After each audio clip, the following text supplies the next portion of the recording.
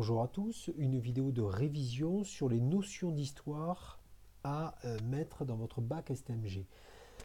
Vous le savez, donc dans les questions obligatoires, le programme prévoit des notions qu'il faut avoir vues et ces notions peuvent faire l'objet de questions dans la première partie de l'épreuve. Donc je vais faire cette vidéo sur l'histoire et puis il y en aura une bien sûr sur les notions de géographie.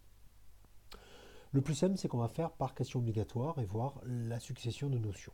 Donc d'abord, le jeu des puissances dans un espace mondialisé de 1945 à nos jours. D'abord, la notion de guerre froide. C'est vrai que la guerre froide nous occupe une bonne partie de ce chapitre.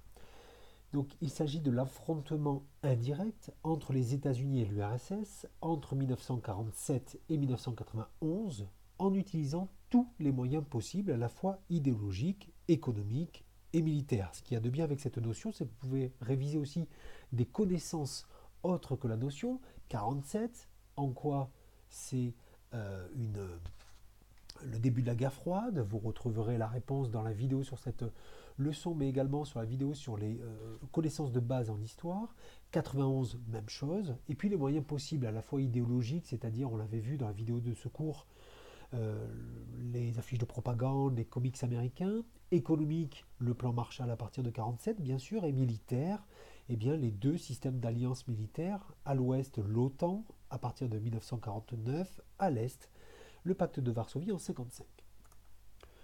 Monde bipolaire, monde multipolaire, ça c'est un petit peu le fil rouge de cette leçon. Donc dans un monde bipolaire, le système mondial est divisé en deux blocs, comme sous la guerre froide. C'est pas très compliqué à retenir.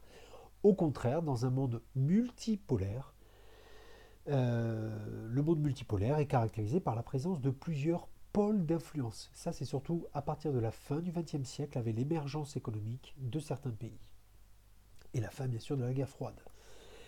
Dans les nouvelles conflictualités, on avait étudié la notion de terrorisme. C'est l'ensemble d'actes violents visant souvent des civils, ça c'est important à retenir, ayant pour but de semer la terreur, d'où l'étymologie de terrorisme.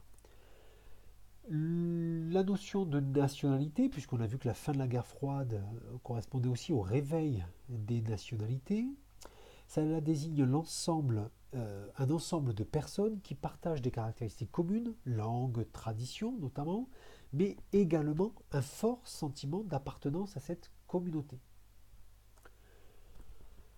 Dans la leçon sur la décolonisation et la mise en place de nouveaux États depuis 1945, la première notion, c'est bien sûr celle de décolonisation. La décolonisation, c'est un processus, c'est-à-dire une suite d'événements. Un processus violent ou pacifique qui permet à une colonie d'obtenir son indépendance, ou un groupe de colonies d'obtenir son indépendance. C'est comme ça qu'on peut parler de la décolonisation de l'Afrique, de la décolonisation de l'Inde, de l'Algérie, etc.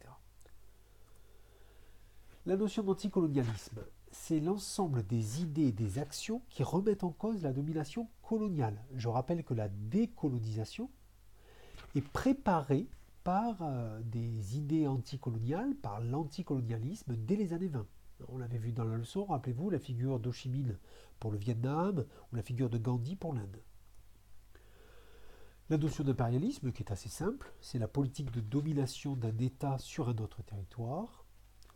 La notion de tiers-monde. Alors là, on n'est plus dans la colonisation et décolonisation, on est après la décolonisation.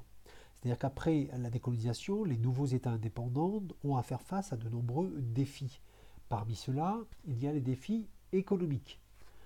Et donc le tiers-monde est une expression qui a été créée en 1952 par le démographe français Alfred Sauvy pour désigner les pays nouvellement décolonisés qui cumulent les difficultés économiques.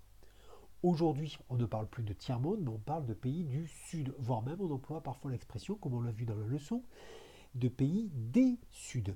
Alors, les pays du Sud, c'est une expression désignant l'ensemble des pays en développement par opposition aux pays du Nord économique, sous-entendu aux pays développés. Justement, en parlant de développement, voyons la notion de développement, c'est l'amélioration continue et progressive des conditions de vie d'une population dans un pays. Sous-entendu, le développement se différencie de la richesse du pays. Vous pouvez avoir des pays relativement riches, mais dont la population ne profite pas du développement, tout simplement parce qu'il n'y a pas de redistribution des richesses.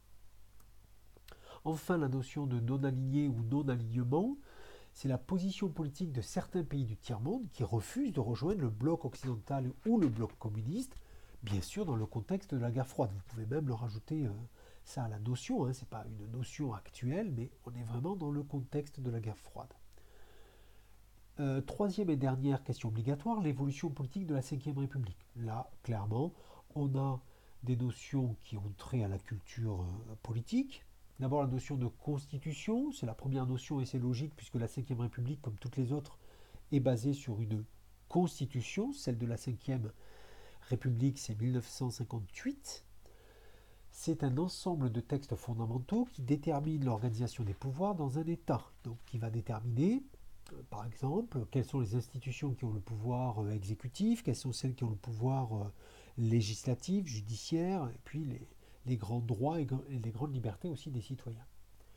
La notion de parti politique, c'est une organisation qui rassemble des citoyens partageant des objectifs politiques communs dans le but d'exercer le pouvoir en remportant les élections.